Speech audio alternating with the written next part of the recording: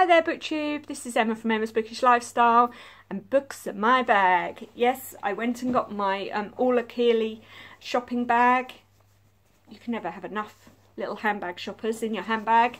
And obviously to go with the bag had to come some books in support of Independent Bookshop Day yesterday, which I went and frequented at David Wallace Books Limited in Letchworth on Letchworth High Street in Hertfordshire. If you're in that area, I highly recommend you go. It's a beautiful, beautiful shop. It's got a cafe, so you don't have to rush around. You can make a bit of an event of it, and it's got a beautiful range of books, both new and a large second-hand selection. It's on 2 levels, but also the shop front, although it's a double-fronted shop front, is deceptive. It goes back deep into the shop, and there's also 2 to 3 giant trestle tables usually out the front of the shop as well, in good weather, full of second-hand books. So if you are in the area, I highly, highly, highly recommend it. Now, I've recently been reading quite a bit. I've been quite fortunate. I had a good reading month in September. When I say a good reading month, it was good enough that I pretty much read 3 books. One, unfortunately, I did have to DNF. So the first one that I DNF'd was The Man Who Was Jekyll Hyde, which was The Lives and Crimes of Deacon Brodie by Rick Wilson. This, fortunately, I got from the library. Highly, highly disappointed in it. Extremely dry to read.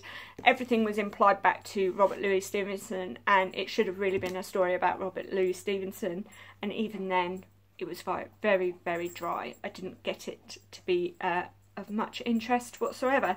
So unfortunately, 30 pages in, I DNF'd it.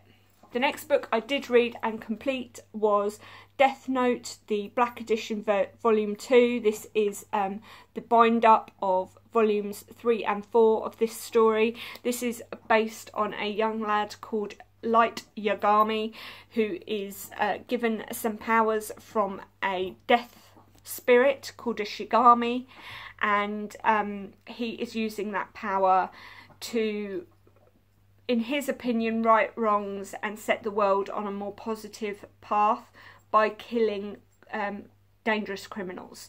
I've thoroughly enjoyed the first one. I really enjoyed the second one, and I've pre-ordered the Black Edition Volume 3 and 4 from my local library, which hopefully should be with me shortly. And The Iron Age by Arja Kajermo. I hope I've pronounced that okay. This was from one of Mercy's Bookish Musings moth boxes. Unfortunately, that subscription box is no longer. I hope it will return at some point, but I fully understand that these things take an awful lot of time and a lot of hard work and endeavour, and I've thoroughly enjoyed partaking in them, and I will, if it ever starts up again, be doing the same thing.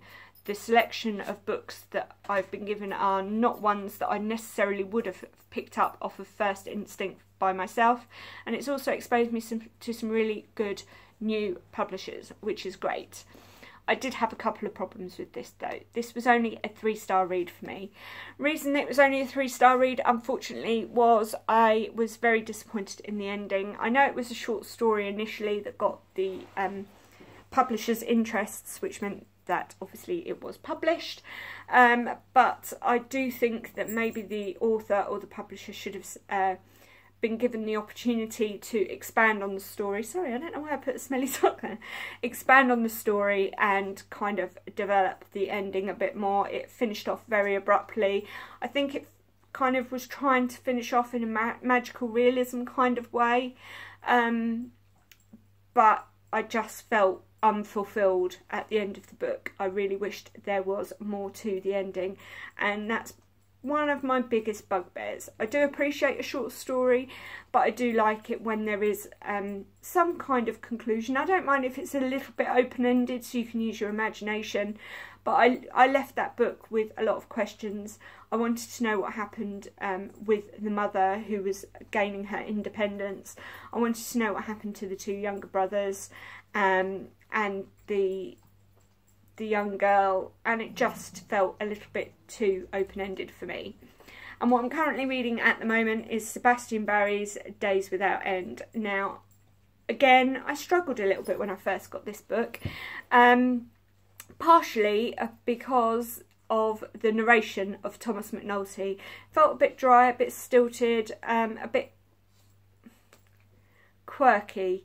It didn't feel like natural narration to me when I first started it. However, the story and the characters are just and the setting is beautifully done and amazingly written, and so I've stuck through it, and I think I can stick through it despite that tiny little niggle that I had at the beginning of the book. It's not prevented me to want to carry on reading, so that's my book that I'm currently reading at the moment. I've also recently got my 2 books from Victoria at Eve's Alexandria. We do a book swap each month, and it started out, and I'm sure Victoria will laugh when I say this, but it started out very much as 1 book a month, and we've got into the terrible habit of it being 2 books a month. My reasoning for that is I find it very difficult not to find 2 books for Victoria. She's got an amazing list of books on her TBR. Sometimes I look at them and I might pinch 1 or 2 and they go on my Amazon TBR. But yeah, that's basically why. And she's been very lovely to me and reciprocated, which is absolutely adorable, and I do appreciate it. And the first one is The Seeker by S.G. McLean. Now, I saw this on Mel from Mel's Bookland Adventures. That's my little Drogo there, standing to ceremony. And this is just, it sounds right up my street. It's historical fiction based in London in 1654. I haven't read a lot of historical fiction around this time period, and it's based around Cromwell, London, and the Seeker is the agent or law protector for Cromwell, and I know that he's sort of seeking out some crimes, and it's a series, so I'm really looking forward to it. Sorry, I don't want to overburden with synopsis because I'm conscious that I've got quite a few books to show. So that came from Victoria Eve's Alexandria. The other book she kindly sent me was Sarah Pennypacker's Packs. Now this came from a suggestion that I saw on Liv from the Book Nooks channel. I love that channel. Please, please, please subscribe if you don't already. She is phenomenal. She is hilarious. She is intelligent. She puts me to shame at half my age, and I wish I was as eloquent as her. I really do thoroughly enjoy her videos, and this little book packs a punch. I believe it's got a few beautiful pieces of artwork such as that in it. I don't know if you can see that very clearly. The little fox against a tree, and this is about a little boy who rescues a fox cub, and eventually, due to an encroaching war, they are separated, and Peter is told that he has to set Pax free, and it's how the boy's life and Pax's life work, and how they interweave and return back to each other. So I'm expecting tissues to be required, despite the fact it is aimed at 8 to 12-year-olds, according to my local bookshop. How much of that is true, I don't know, but I did see that recently when I took myself off to the bookshop. So the next book that I've got myself sent, lovely publishers at Joe Fletcher Books sent me The Crow Garden. Now look at that, how atmospheric is that? And doesn't it look a bit like a Susan Hill cover? It's fantastic. And I think Simon at Savage Reads might have put it on his channel, but I will read you the synopsis of this one because it's quite short and it's only a little paragraph. It says, all physicians face the risk of succumbing to the diseases they battle. Few suspect the dangers faced by specialists in the cerebral sciences, but there are inherent menaces in spending your days surrounded by brain sickness, and the censure of society is all the greater for those susceptible to its curse. If I would say one thing at the outset, it is to guard your mind, or you may not find it again. Again, sounds like a fantastic autumnal October type read. It's going to be quite high up my list. I'm saying that about a lot of my books at the moment. I have had some wonderful things happening in my life though, which mean that I don't have as much book time as I would like, but it's worth it. It's just so worth it. The next book that I've recently been sent is from Quercus Books. I haven't got it with me at the moment. I've lent it to my father, but I will be reading that and the sequel, which I've got here, which I will show you, which has also kindly been sent to me by Quercus Books as a double review video. So I will be doing that shortly for you. And The Ghost Hunters was recently apparently adapted into an ITV drama series, which my dad watched, which is why he was so keen on reading the book. And it says, "Welcome to Borley Rectory, the most haunted house in England. The year is 1926 and Sarah Gray has landed herself an unlikely new job as personal assistant to Harry Price, London's most infamous ghost hunter. Equal parts brilliant and neurotic, Harry has devoted his life to exposing the truth behind England's many false hauntings, and never has he left a case unsolved. So when Harry and Sarah are invited to Borley, they're sure this case will just be like any other. But when night falls and still no artifice can be found, the ghost hunters are forced to confront an uncomfortable possibility. The ghosts of Borley Rectory may be real." Ooh, love me a good ghost story, and especially if it's based on a true ghost story, which this sounds like it will be. And this is the sequel, and this is by Neil Spring as well, and it's The Lost Village. Now again, it follows Harry Price, who is the main ghost hunter, and this is based on a story in a village called Imber in England. It's a remote village where all the inhabitants were forced out, and it was made to be remaining as an empty village by soldiers. And each winter, on one night a year, the former inhabitants are allowed to return to visit their loved ones that are buried in the overgrown churchyard. But this year something has gone wrong. Secrets are surfacing, putting all who come near Imber in danger, and only one man can help. And it says, notorious ghost hunter Harry Price has reluctantly reunited with his former assistant Sarah Gray. Once she worshipped Harry, but their relationship has soured. Harry knows that Sarah could be the key to unlocking the mystery of Imber, but will her involvement in the case be the undoing of them both? So again, fantastic spooky reading for the month of October, which is Halloween obviously coming up, which I love that time of year. Sorry, fidgeting on the floor doing videos. Must learn to get a more comfortable raised area to do my videos, but this seems to be the best location for lighting, so I do apologise. Next, I have 3 books that I got from my book bag, which are all to do with the Man Booker Prize. The first of them being Ali Smith's Autumn. Now, I haven't read any of Ali Smith, but I've heard nothing but phenomenal things about them, including from Ink and Paper Blot's channel, who, again, and another amazing channel. I wish I had as much charisma. So I'm highly looking forward to it. It's been all over YouTube, and apparently it is very appropriate to the current times that we're living in. So I'm really looking forward to reading that one. I've also got Elmet by Fiona Mosley, and I saw on Goodreads, I believe, Victoria from Eve's Alexandria speak about this book, and I absolutely loved the look of it. Again, beautifully done. This one's got French flaps. The Ali Smith one, actually, in paperback is quite disappointing in comparison to the hardback, and is supposed to be an absolutely phenomenal tale about a father and his children building a home on a piece of land that is put into question as being a piece of land they can live on. Sorry again if my synopses are brief, but these books, being Man Booker shortlisted books, are all over YouTube, and I don't want to bore you all with the same material. And the last one is History of Wolves by Emily Friedland.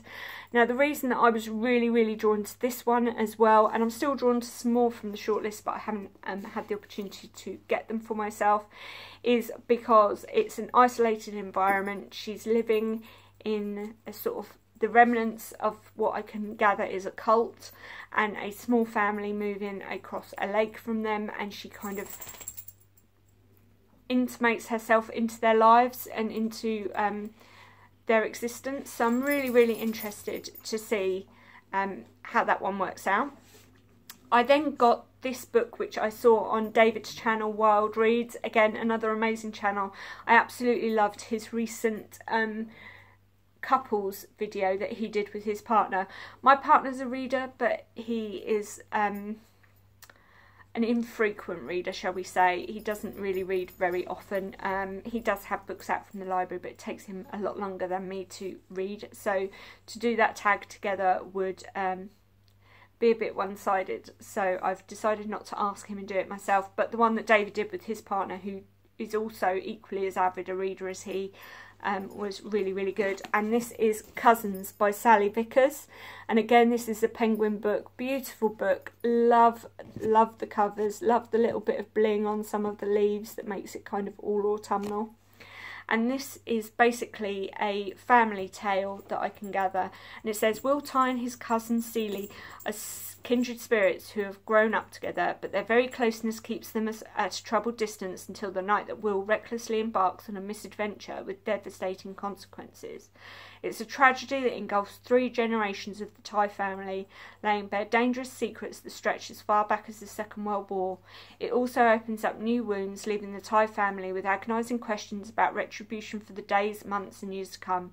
Yet for Will and Celie, it cements a bond like no other, a bond that will finally be broken only by an act of exceptional courage and self-sacrifice, one that imperils them both but leads at last to a tentative resolution. So that just sounds fantastic to me, and I think David might be even reading that now, so I should look forward to hearing his review on that one.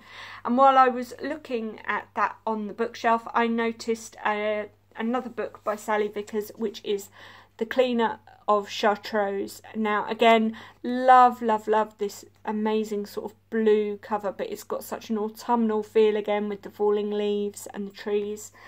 And this is a story of darkness and light, of traumatic loss and second chances. This tells of the mysterious and elusive Agnes Morel, whose little act of kindness around a rural French cathedral touched the lives of others with consequences both good and ill. But when her tragic past is exposed, Agnes must face up to the truth of her origins. Again, another sort of character-based drama, which sounds fantastic. Now, I have a major confession to make, and I'd love to know if any of you booktubers do this same thing. I was watching the Big Head Bookworm, another amazing channel. She lives near me in Cambridge. Can't wait to meet up with her. Hopefully, maybe not this year, but maybe in the early part of next year. I'm hoping we can meet up and she can take me round some of her favourite bookshops near her. Obviously, I know the mainstream ones in the high streets of sort of Cambridge, but I'm sure she knows some magical spots and second-hand bookshop places that she can show me. So I'm looking forward to meeting her, and hopefully I'll get an invite to go and see her soon, because she is fab and her channel is amazing. So that's the Big Head Bookworm. Now, I think it was her channel that introduced me to Alexander McCall Smith's 44 Scotland Street series. I got extremely excited. I thought I bought the first in the series. Now the series is now currently at 11 books and is about a young lad called Bertie and his mum Irene, and they live in this building called 44 Scotland Street, and it's about the relationships both between themselves and obviously his Bertie and his parents and the residents of this block of flats. And he's quite a quirky little character according to the back of this book. I don't know how let's see if I can get a bit closer, how cutely you can see that little character at the back holding his saxophone. And what did Emma go and do? Emma thought she bought book 1. Book 1 was right next to The Bertie Project. The Bertie Project is book 11. Please, please, please, people out there. And I wasn't saying that noise because Drogo was giving me a bath on a TV forum. I don't need a bath, thank you. But yes, so people out there, help me. Can I read this as a standalone? Will it ruin the previous 10 books, do I have to read them in sequential order? Does it make sense to read them in sequential order rather than start at book 11 and then go back to the beginning and work my way through? I would love to know your thoughts. If you think it is a standalone or sufficiently standalone that I can read it, then I would really appreciate your comments down below, and I'd love your feedback. How many of you do this? Do any of you do this? Buy a series and think you've bought the first book, and then you get home and realise it's nowhere near the first book? I would really love to know. If I'm the only person who can be blonde enough, and apologies to all blondes out there, but can be brunette enough, then maybe should I say, to buy a book out of order.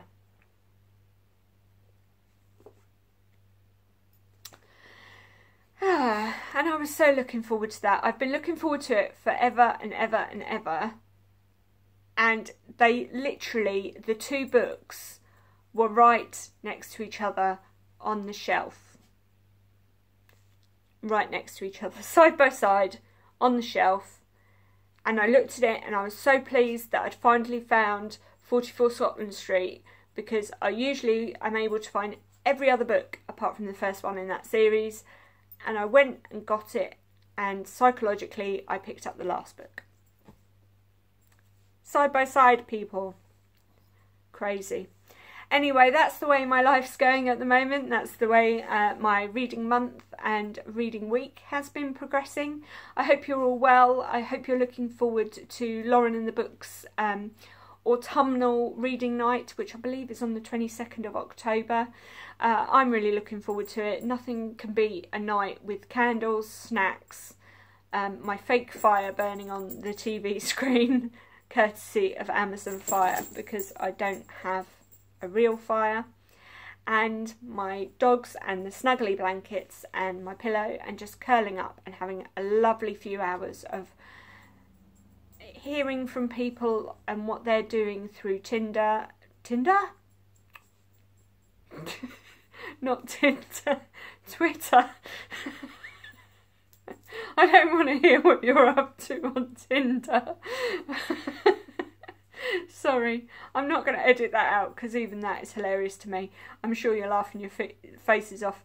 Twitter, what you're all up to on Twitter, and what you're reading and eating and snacking and things. Can't wait for that. Don't want to know what you're up to on Tinder. Please don't comment down below about Tinder. If you have got a Twitter page, I'd love to follow you, especially if it's all bookish things. But not necessarily just bookish things. I appreciate you guys have lives as well, but if you have a channel on Twitter that is predominantly bookish, please let me know down below and I will happily follow you. I am myself on Twitter as Emma's Bookish Lifestyle, so please feel free to go and check it out. I don't post that frequently because I don't want to bore people, but I will post on there any books that I receive from publishers in a photograph. And sometimes you might see that before even you see a book haul.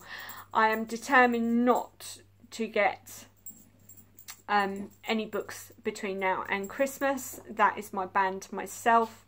I'm going to be predominantly reading what I've got on my shelves and what I can get or source from the library. The only thing I will say, and I'm going to put a plea out now, Victoria, because I know you're watching, Victoria from Eve's Alexandria. I'm going to put 44 Scotland Street on my TBR. That's 44 Scotland Street by Alexander McCall Smith. Please, can I have that as my November book? Please. I beg of you, just in case I do have to read them in order. I feel so silly, but, you know, these things happen, these things happen. I will be forever and eternally grateful, Victoria, if you can get me out of my little faux pas. Anyway, I've noticed this video has gone on for a long time. I hope you guys are still with me. I hope you're all well. I hope you're reading well, and love to know what you're reading. And if you've got any book recommendations based on anything you see on my channel that you think I might like or I might enjoy reading, please by all means pop them down below in the comments. Love to have a chat with you guys. Love to know that there are new subscribers joining all the time. I am a slowly growing channel. I don't expect to be doing this for any other reason other than bookish enjoyment and sharing my bookish love with you out there. So I hope you're all well, and I'll speak to you soon. Take care for now. Bye.